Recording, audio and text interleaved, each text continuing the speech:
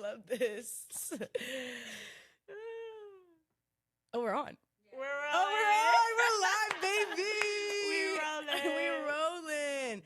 Hey, welcome, family, to the Believe University podcast. I'm your host, Burkeet, a.k.a. Queen Bee in the building. Yeah. And today, I have the one and only Caro Torres in the building. Woo, woo, woo, woo, woo, woo. First and foremost, thank you so much, sister. Thank you for being here. Thank you. I just love you so much, and I'm so excited. So I usually don't like to introduce people because I feel like sometimes people have a perception of you and what you do. So I want you to introduce yourself. You know, who you are, where you're from, what do you do? Okay. Yeah. All right. Well, I'm Caro. I'm raised in Cleveland, Ohio. I've lived in LA, and now I'm living in Tulsa, Oklahoma. I dance, but I started to transition to say I'm just all around creative. I love art. And I love glorifying God. Yeah. So that is what I do. Yeah. Amen. I love that. We love a good God-fearing woman. So, since we know each other through dance, I wanted to talk about maybe just your introduction to dance, and how that's evolved to, today, using your gifts to glorify God. So I started dancing with Spanish cultural dancing with my mom and my oldest sister. Oh, I love that. Yeah, and I started with Spanish cultural dancing, like bachata, bomba, all that stuff. And then as I got older, I transitioned to musical theater. Wow. And then from musical theater, I got into a dance studio, which had hip hop, ballet, tap, all the styles. Yeah. Studio. Not really my cup of tea, but hip hop spoke to me. Yeah. And then my godfather ended up opening up a dance studio called Elevated Dance Headquarters back in Cleveland, and that's where my I guess my dance just broadened for me with hip hop. I started to take it more seriously. Started teaching. I started going to LA in the summers, in 2016 for Build a Beast and stuff. Oh, really? Yeah. No way, I didn't know. That's crazy. Yeah. For Build a Beast, and then that was my first taste of LA and industry training, I guess you would say. But then I went back home and I decided to move to LA in 2019 for college, for school and acting.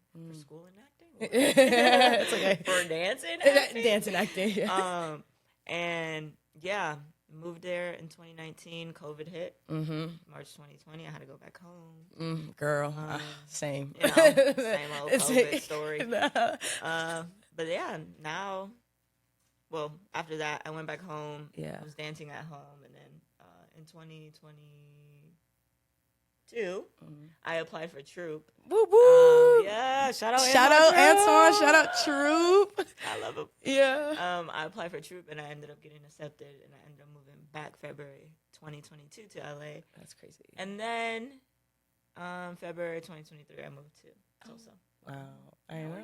And now we're here. Yes, we love that. That's crazy because I also did Troop too right after I graduated from college. So I think I got in around August, September of 2022. You said you don't remember, but you were the nicest person. I was like, oh, there's actually good humans in LA. And I was like, oh, we love it.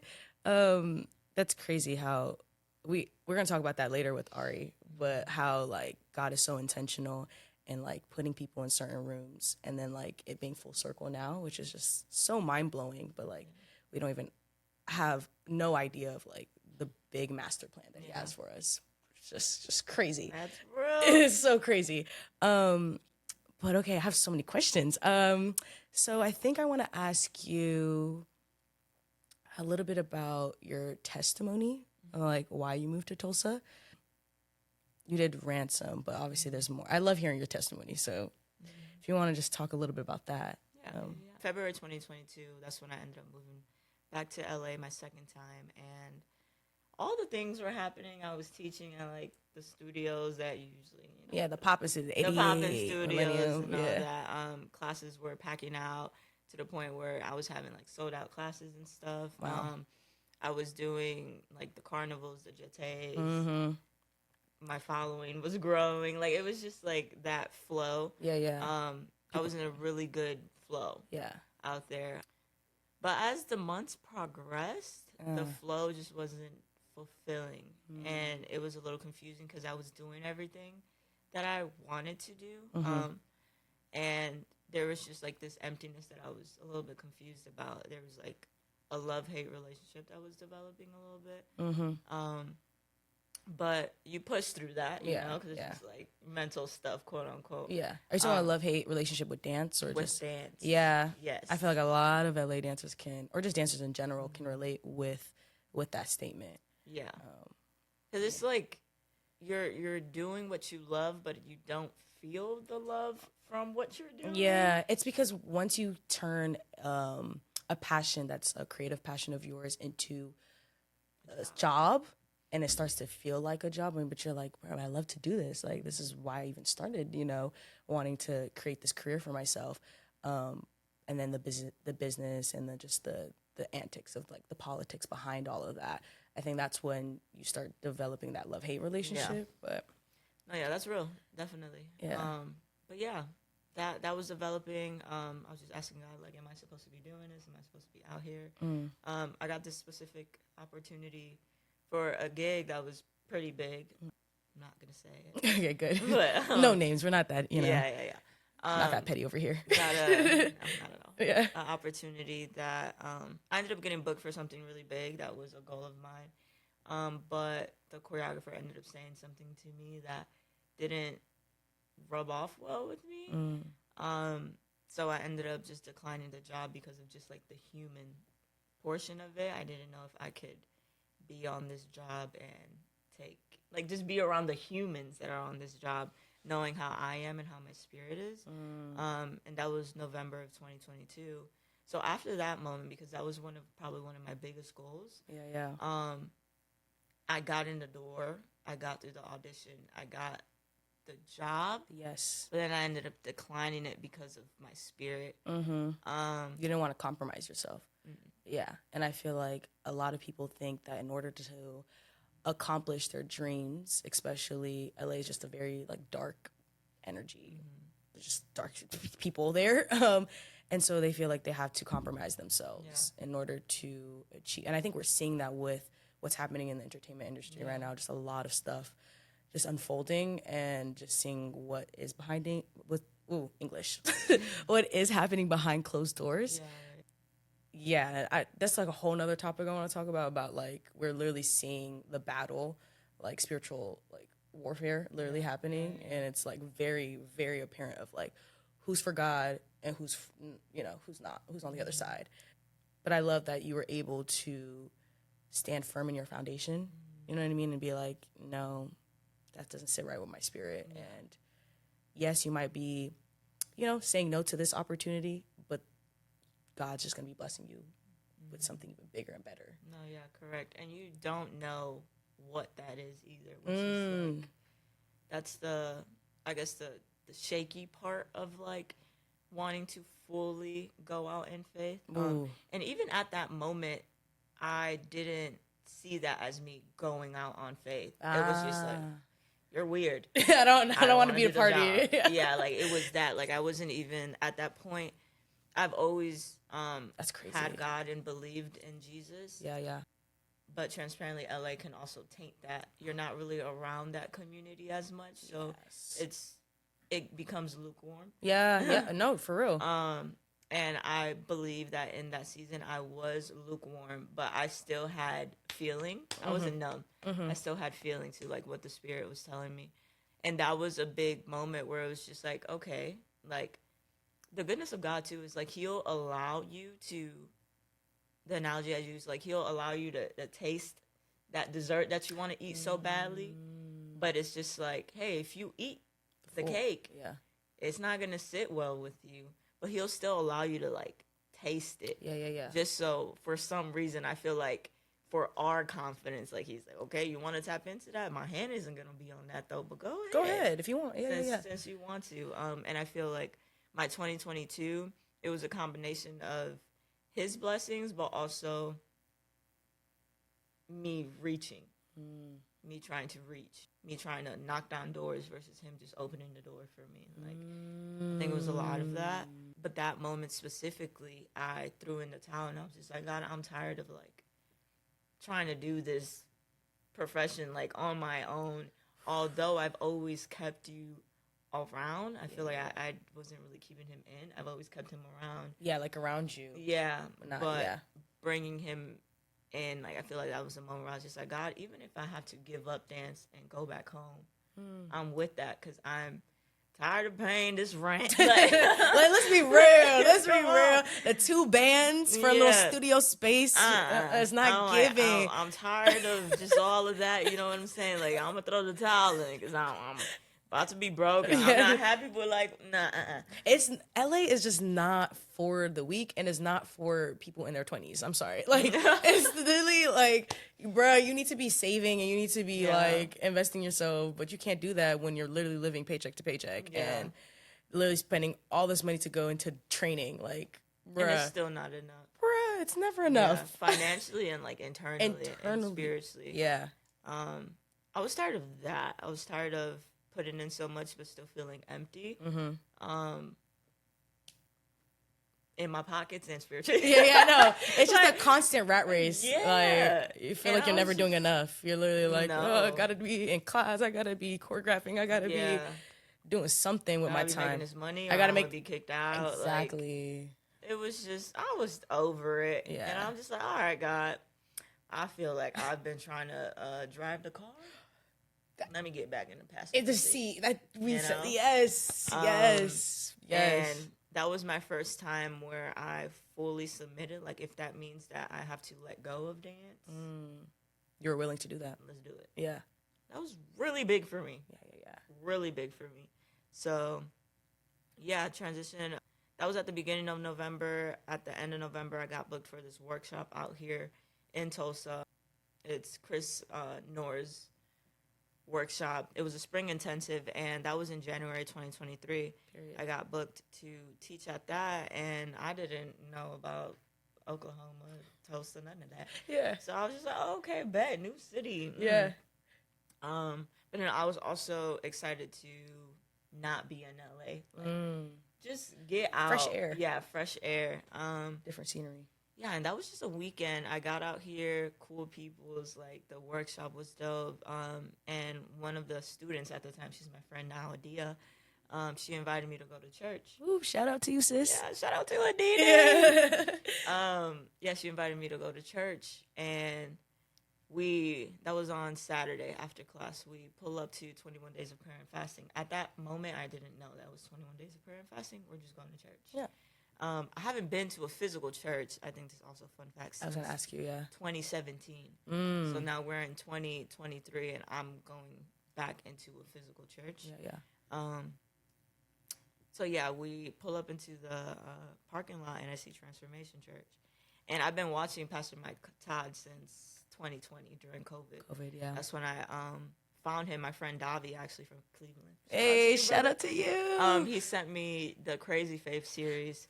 That was my first series, too. Yeah. And we were just, like, watching that and talking about it. And then randomly I found out that they streamed their services on live on YouTube or whatever. And I just started watching them 2022 all the way to now.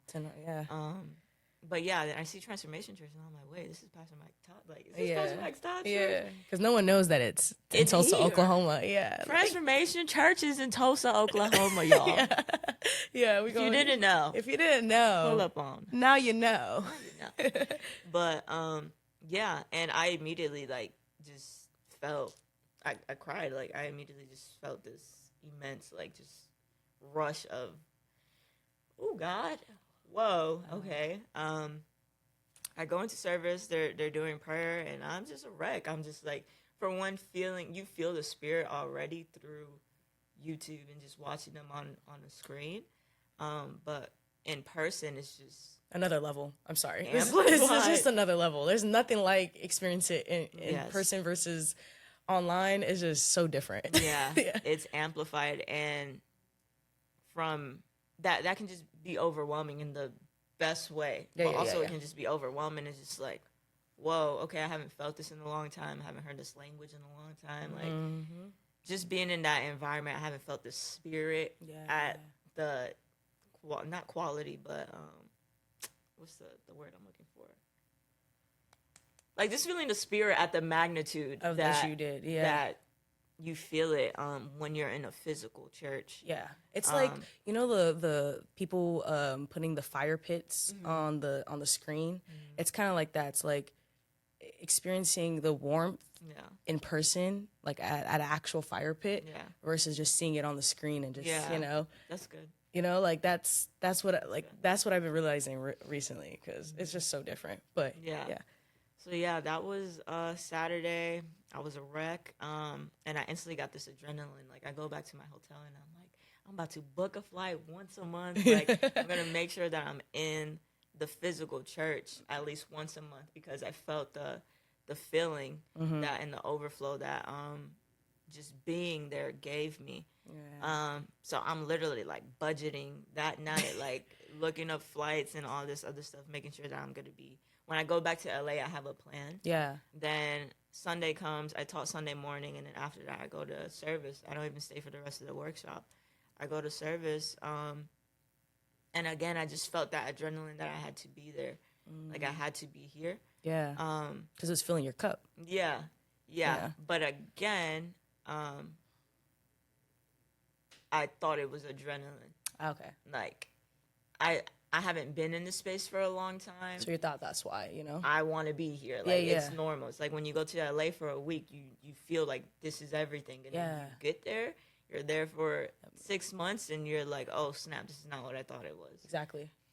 But I knew that feeling it wasn't just adrenaline. So I'm like, okay, God.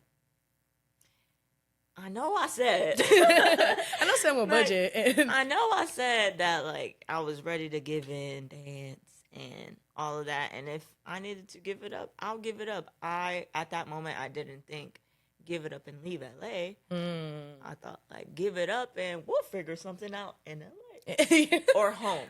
I was cool with home. Go back to Ohio. It's home. Comfort. I go back to my dance studio with my godfather. We just run and stuff. You know? Because you're a leader in that space too. Correct. Yeah. So, I get prayed for, and before I even get prayed for, I'm praying, and I'm asking him, like, God, just let me know what you want me to do. Let me know what you want me to do.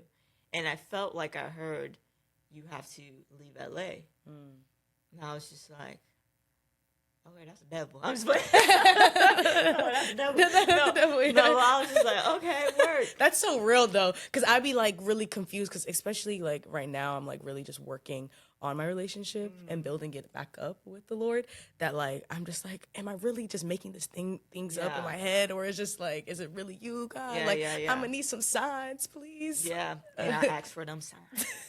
Listen, so I was just like, okay, like, bet, cool. Tulsa, Oklahoma. Okay, I know what's out here. So I'm like, okay, I'm gonna go get prayed for. And Jared, he actually, shout out to you, Jared. Woo. He prayed over me. I don't remember everything he said, but what I do remember, he was just like, this is gonna be a season of obedience. Whatever the Lord is telling you, just obey. I was just like, okay, that's new language for me as 22-year-old Caro. That's language that I haven't heard in a long time. Obedience, obey God. Like, we hear those things, but what does that actually mean? To fully surrender and like to submit. fully surrender. What are my next steps if I want to obey God? Like, you know, the actions behind it.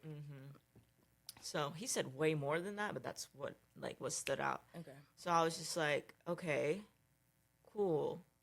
I still need a little bit more, Lord. So I leave the altar, and then I go to the prayer room, and I don't remember this woman's name, but she was like, what do you want to get prayed for? And I literally told her straight up, I just want to see if you're going to tell me what the Lord is what I think the Lord is telling me. She just looked at me. She's like, okay. Okay, Holy Spirit, do your thing. Right. So she starts praying for me. Transparently, at the beginning of the prayer, I'm like, oh, yeah, no. She didn't say nothing. Nothing hitting. But the last thing she said, she was just like, whatever the Lord is telling you, say yes and obey. Whew. So I was just like, that's twice. Oh. Like, okay. Still wasn't enough. I'm sorry. I'm like, okay, God, if I'm hearing you correctly, give me a sign that has to do with dance. That's how I know. I don't know. Yeah. Literally, as I'm walking out, my friend Alexa, she pulls me and she's like, I want to introduce you to somebody. I'm like, okay, bet. She pulls me to Grayson. Grayson. Yeah, shout out to you, Grayson. She pulls me to Grayson and she introduces me to him, and he was just like, hey, like, I seen you were out here teaching this week and you're really dope. We have a production called Ransom. We would love for you to dance in it. It's crazy. I was just like, okay. Yeah. Okay, Lord. Like, I hear you. I hear you. You're speaking loud and clear to me. Speaking loud and clear. And I was, in that moment, it was like when I got to my hotel, it was like, like, I actually have to do this. On the other side of that as well, though, I still have the choice to not do it. What are you going to pick? And I was just like, the Holy Spirit brought back my prayer of me throwing my towel in December. Yeah. And it was just like, this is the answer to that prayer. And sometimes the way that God answers our prayers is nothing like we imagined for it to be answered. Yeah. That's good. Yeah. And yeah, that was one of them.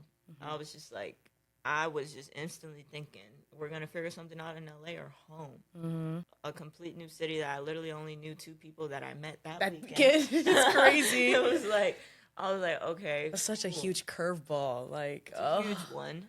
It's a huge one. But I was just like, okay, Lord, I know what I felt these 2 days.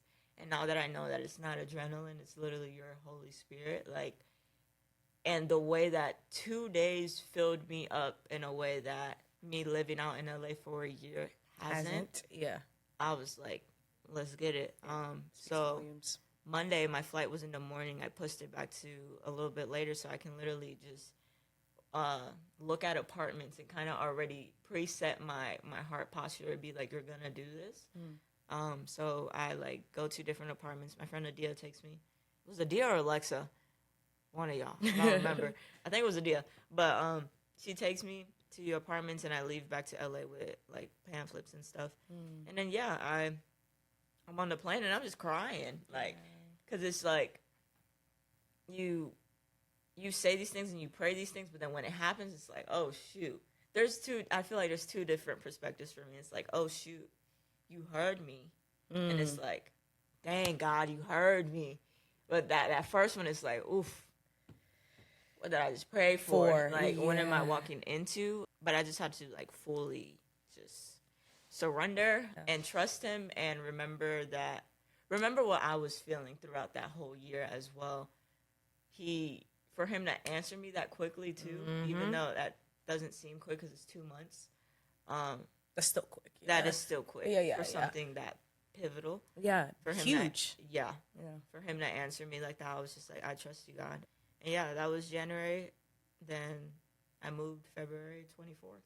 Wow. Next month. Wow. Yeah, that's crazy.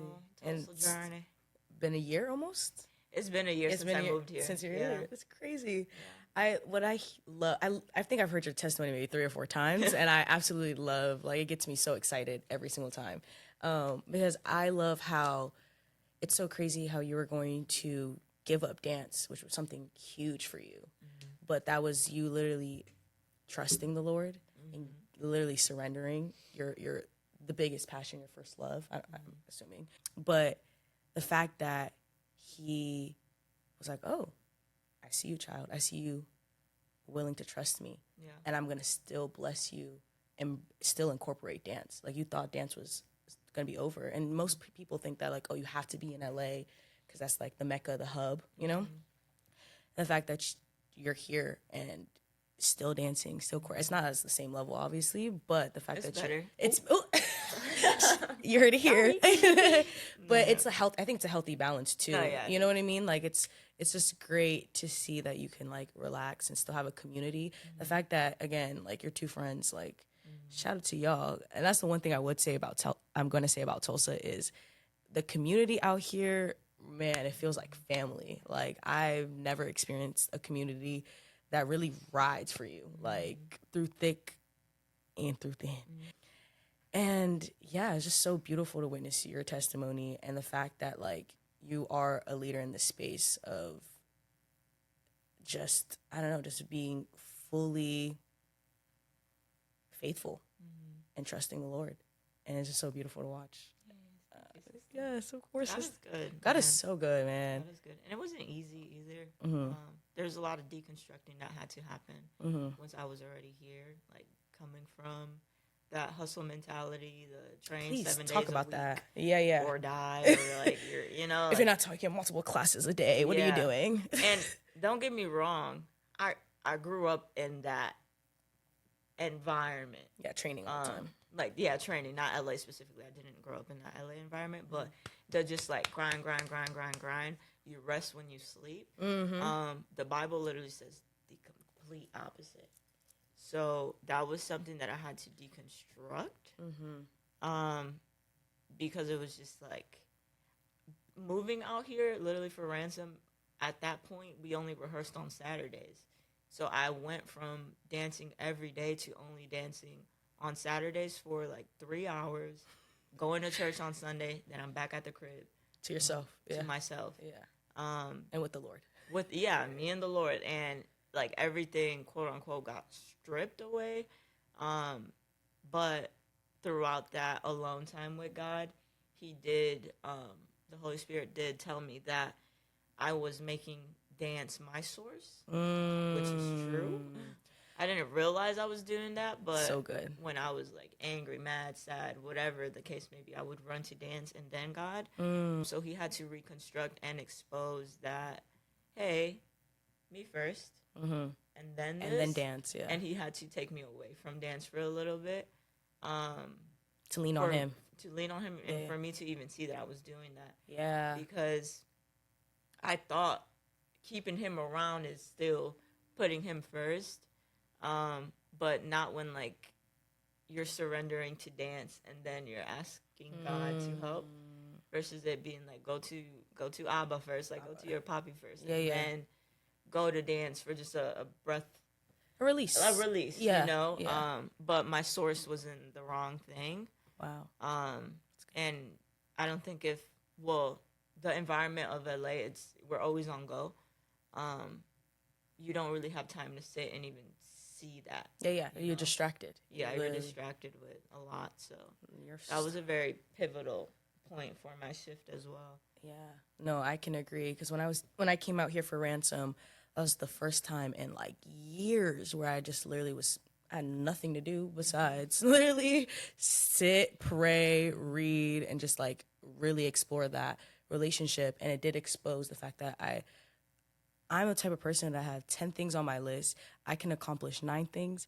And if I don't accomplish that one last thing, I'm like, oh, I had a terrible day. It wasn't productive and da-da-da-da.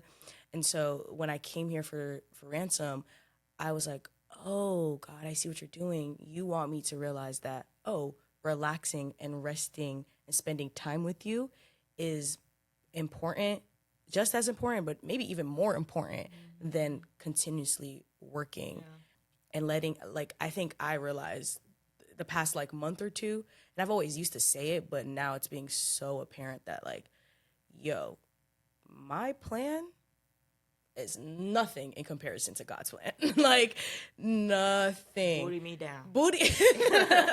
Literally Booty nothing. Yeah. And so because that's the one thing I think I'm realizing this season is to let go of that control. And because I'm type A personality, I love a good plan. I'm like future oriented. I like to think about, 5 years from now, 10 years from now. But again, literally living in the now and realizing that, that can evolve. Your goals can evolve every single day. You're evolving every single day. And so, like, God, you got this. Where you want me to go? Dang, that was good. That's good because the deconstruction, I feel like people don't really talk about that step. And it's just as important after you do obey. It's just like, okay, you're a whole new person now. Wow, that's good. Go God, go God. Go God. I see you, Saint. But I think I want to talk a little bit about your passion of teaching. And I've seen you be an amazing leader like the whole time throughout Ransom, at the Ark, You're an amazing teacher, really pour into people. So I want to talk a little bit about that. Like, have you always been an amazing leader? Because I know you talked about your godfather's dance studio. Yeah. Yeah. About that. I've always heard that I would lead by example. Mm. I don't like, transparently, I'm starting to accept it now, leading isn't something that I like or desire to do. Yeah. Like being in the forefront, I love being a helper. I love helping the leader, the director. Like I love helping somebody build something. Keep me in the cut. Like catch me in the back. Yeah. Like I'm. Why is that so? I want to ask too.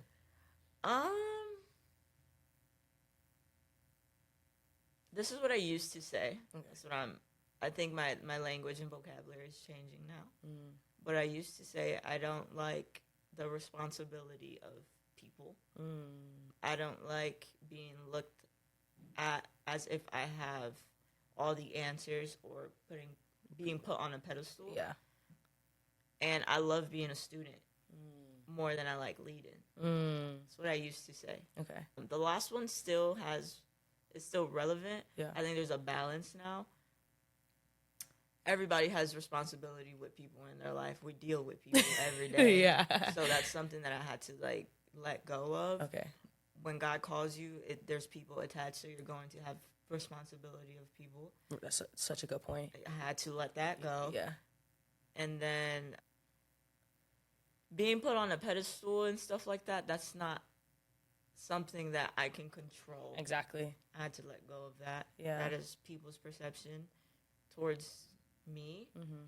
And yeah, so as long as I keep myself humble and like just continue to submit to the Lord, whatever people think is just like, oh, okay, cool. And also just letting them know that I'm human too.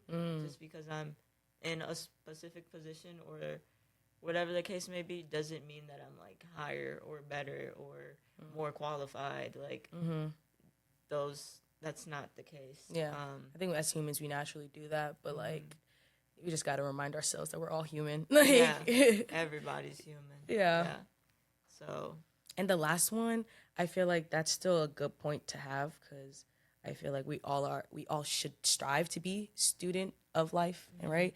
And so, and I think every great teacher is a student and continuously is learning, continuously want to learn. So I feel like I know what you mean by like having that good balance of it. But I lost my train of thought though. it's okay. I'm trying to remember. I think you said those three things in regards to teacher, being a leader. What was my question? Were you always a great leader? Oh. Or were you always in leadership positions? Yes. And your like relationship with teaching? Got you. Yeah. So, yeah, I would always lead by example and stuff like that. But when I was 15, my godfather just always pushed me to lead in a healthy way. Yeah. He probably saw the potential in you. Yeah. And I would kind of already unconsciously lead by just how I would move. Not movement, but like move as a person. And people would kind of just follow. Yeah. Not in a weird way, but it's just like, yeah. You know what I'm saying? I trust what she's got to say. Yeah. Yeah. And I don't really say much. I've always been the type of person. And those are the great leaders. Yeah. I've always been the type of person that if I don't have anything, not important, but anything valuable to say, I'm not going to speak. And even if I have something valuable to say, sometimes I'll just be scared to speak. Same. So that's why another reason why I would always be in the back, because it's just like you just hide in the cut. They ain't gonna point at you. Do what you need to do and like keep moving. Yeah. But I think also what helped me just step into leadership is being around dope and good humans that are leaders. My godfather is one of them. Shout out H. Hey, shout out to you. And the elevated crew. Yes. Yeah, I love that. But he's always been human first and then everything else. Like he's always worried about like the heart posture of us. You can be a talented person, but if you're a sucky human, none of that matters. Like he's always preached that to us. And I was a stubborn teenager. So all this food that he would feed us growing up, it would just be like, okay. I think that's all of us. Yeah, no, literally. As I grew up, it starts to make sense, and I think I love that I can have those talks in the back of my head too, because as I'm getting older and being put in these leadership positions, I remember those things, even if they didn't make sense back then, they make sense now. It starts to click. And then I have a kind of like a format. I seen somebody lead and lead well, so that has helped me. Being a leader in a Christian realm is different, I feel like. Talk about that. Because there's a lot of worldly things that we have to deconstruct, like not worrying about people's mental health, and like not worrying about like that's a good point, people's hearts. Yeah. Like sometimes it's just like it's just work. It's work. Yeah, leave all that stuff. They always say that, like leave that at home, you know, or like don't bring this in the space. Room, Yeah. And being out here specifically, that's what introduced me to like leading in a Christian realm. They openly allow you to bring that in the room, and they'll pray for you, and that is completely different. So different. Yeah. Oh yeah. That opens the door for the Spirit to actually move, and not like us having to put on a mask just to be in a room because we're not allowed to bring it. Yeah. And that is something that I have never been taught, nor heard, nor been around until I came out here. Same, I agree. We will literally pause rehearsals if the spirit in the room is not well. Yeah. If people are not well, we will stop, we will pray, we will worship, and then if we have time for what we came to do, then we have time for that. If we don't, we know God got us. No, for real. And that has completely shifted my heart posture in leading, because now that's actually leading with love, leading with grace, and knowing that you might be the like physical human leading, but God is the one that's leading it, using you as a vessel. So actually allowing the Holy Spirit to orchestrate your leadership versus you just saying that. You know, and then being like a dictator instead of a good leader. Yeah. No, that's so good, because I remember my first rehearsal, like official rehearsal here, and I think Mama Brenda was praying when like we were listening to worship music, just set the tone of the room, like, and that was like an amazing rehearsal, and you could see people bring out like they really wanted to work and put it in, you know what I mean, like, and show up as their best selves. And then on top of that, just like even at the Ark, like I've never experienced this when Ben got hurt, and literally everyone went to like pray and like make sure he was good, and the atmosphere in the room literally, switched up. It was crazy, and like you could see people being like a little bit defeated because I was like a hard combo, but then by the end, everyone was like dancing, literally got the whole piece, and it was just so amazing to witness that, because I don't think I've ever seen, like I've seen like people get hurt and then just like, oh, are you okay? Like, get some ice. Yeah. No checkup, no nothing. Yeah. Which was just so crazy to experience. It's different. And that is a whole deconstruction in itself too, you know. And I think it takes humility to like allow that type of leadership to come in. And I'm not gonna lie, it's not the easiest leadership either. Yeah. Because you're dealing with very vulnerable humans. Yeah. Who are not masking anything. And it could come with a lot of... I see what you're saying.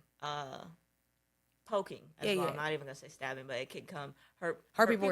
That's literally what I was thinking when you said that. So, also, that's another thing, too, that is just, like, remembering, like, just the heart posture of Jesus, too. Like, he would just take it to the chin, you know, and just still move with love. Yeah. You definitely do that. You definitely demonstrate that. And thank you. Yeah, you definitely do. It's not an easy thing, but it's also it's supposed to be a partnership. Like God is supposed to help you be able to like die to yourself and that fleshly, like if somebody comes at you wanting to come back at them, and just give them a hug. Yeah. And pray for them. Yeah. Like, and then just give it up to him. Say, I love you. And then, like, you don't know. People really just need to hear that. Yeah. They just know that someone actually cares about them. Exactly. Wow. Yeah. So it's a lot of, I keep saying this word, but deconstruction, this whole journey of me leaving and moving here to Tulsa has just been a complete deconstruction, and God just like breaking me down to just build me up in a solid foundation versus a unstable one. Yeah. So yeah, I've been changing my vocabulary with being like, I don't like leading, or like that's not something that I want to do. To like, I'm accepting that this is something that God wants me to do. Exactly. And I can't say no to my dad. Yeah, exactly. And also, I think that's a real honest conversation to have. Is like, there's a lot of things that we're like, yo, we don't like. I don't want to do this. But it's, again, surrendering and being like, yo, I don't want to be disobedient. Yeah. So if you want me to be a leader, I'm going to be a leader. Yeah. And I'm going to, again, just try to find the beauty within that. And also, I think it's just using that to, what is the word I'm looking for? You know, just step out of your comfort zone. And then within that, you're learning about yourself and you're growing as an individual. And trusting that God knows all of you too. So even if we don't see that we're qualified to be a leader, he knows that he made you with that specific seasoning of leadership. So it's like he's pushing you into that because he literally created you with a leadership like thing in you already, and just trusting that he's just not pushing you in an area just to embarrass you. Yeah, no. You know, it's already in you, and it's like we have to. Our obedience, I feel like it's the steps to seeing it out. Yeah. Whatever he may have for you and has like put in you too. Yeah. So the plan's already destined. Like, I just want to say too. Yeah. This conversation and me even talking the way that I'm talking is the Holy Spirit. Yeah, I said. Because listen, the way that I'm like fluently, and she knows I don't talk. Yeah. Like, I for some reason. Well, that's a new book. And that's another, we're changing. I do talk. Because you guys, please drop in the comments. She's an amazing talker, right? She's speaking, like, come on. It's crazy. It's the Holy Spirit. I'm like talking, and I'm just like, dang, Holy Spirit. It's just flowing. Yeah, it's just flowing. And it's fluent. So I just want to say, y'all, stop saying things over yourself just because you're like used to like being that way. No, yeah. It's not worth it. And the power of the tongue is very, very powerful. Yeah. So it's like, as humans, we're naturally wired to be super harsh and negative and just pick out our insecurities and flaws. And it's hard. It's hard, again, like I think just deconstructing that mentality and then switching it to, that's why affirmations are so important. That's why literally saying I am, I will, anything positive is so important. And having people around you and a community around you who believe in you and also are speaking life into you is so important. Because I feel like at times, especially in LA, I be feeling alone, even though I do have a community out there. But a community with people who follow and believe and love Jesus is just so different. And that's why I'm back. You know, that's why I'm back. So I wanted to end with, my last question was, I guess, word of the year for you, word of the year, and any future goals that you have that, you know, the Lord has blessed you with, give you a vision for. The word of the year. I know last year was obedience. Yeah. This year I would say expectancy. Expecting the unexpected from him. I think this year is going to be a very pivotal year. I say this every year. Yeah. It just gets more pivotal every year. Yeah. I've realized since last year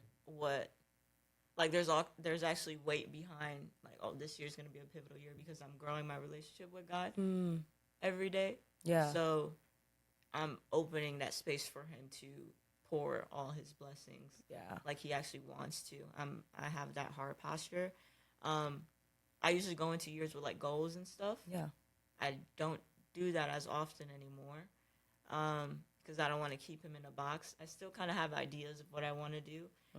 But I really open my heart to, God, what do you want to do? Because I don't want to keep you in a box, and I don't want to keep myself in a box. Exactly. Last year blew my mind, and Nothing of that I did was on paper. Yeah. So you don't want to limit yourselves, because our human minds can't even, again, fathom the plan, the masterful plan that he has for us. Yeah. So last year really just showed to me to expect the unexpected and be ready for it, though. Like preparing for it or not preparing. Be ready for it. Heart posture. Heart posture. Be ready for it. Get in your word. Like, grow your relationship with him. Just be ready to receive what he's asking of you, because sometimes it's things that you don't want to do either. It's usually like that. Yeah. Yeah. You know, and sometimes it's heavy things, like pivotal things that he wants you to do. And I feel like if you're just not in that heart posture to give him your yes and know that it's not going to be an easy thing, that it's just easy to let the enemy in and be like, oh no, I'm not gonna do it. Yeah, I'm not gonna do it. Yeah. So I feel like expectancy. Yeah. I'm just expecting the unexpected and allowing him to really just eat up with my plan that he already wrote. Yeah. You know, so it's like, yeah. Yeah. So future goals, maybe. Future goals. Maybe not. We're leaving it up to God, maybe. Yeah, I mean, he's giving me certain things. Certain things. He'll give us a little, what is it, preview? Yeah, the only thing I would drop is I want to drop my clothing brand. Whoop, whoop. Yes, it's called God Creates. But what I thought was going to be a clothing brand has now become an all creative hub. Yeah. And the Instagram for that just dropped. Yeah. Where can they find it at? Yeah. Check it out. Instagram. Yeah. godcreates.co. Period. Me and Ari actually just collabed on a whole dance visual. Woo woo! Yes! And that that launched the Instagram and just the brand. Yeah. In a different way. So yeah, just a lot of Holy Spirit driven things. Yeah. I feel like are going to open up a new lane, and it's already opening up the new lane. Not specifically what we're doing, but the things that we are a part of. Yeah, are even inspiring us to have our own car in that lane. You know, so yeah, and just a whole lot of dancing. For the Lord, dancing like David. But yeah, I love that, and also I think with you saying that, it's just shows the importance of not only being inspired, but also having action towards that, you know? Like, I think the enemy really does a good job at trying to distract us and trying to talk down on those dreams that God gives us. And that's when procrastination comes. And then you're like, am I even worthy? I don't have the funds. I don't know how. But I love how you just like, we're going to do it. And the way that you guys, we're going to talk about it in another episode. Just stay tuned for that. But the way that they quickly, my brain, like they was just letting God use them as a vessel. And the way that they got that together in three rehearsals, maybe. And then boom, just wait, May 3rd. It's going to be great. But yeah, thank you so much, sister. This was a great, amazing episode. Where can they find you on Instagram? Caro.elevated. That is my Instagram. Yeah, Caro.elevated, ELEVATED. But yeah, thank you guys so much for tuning in to this special episode. We're here in Tulsa, Oklahoma. That's why the setup's a little different. But here at Believe University, we love to dream big, but believe even bigger. And yes, make sure you subscribe, drop a comment, and give this video a thumbs up. It would mean the absolute world to me. And last but not least, don't be afraid to be you. Peace.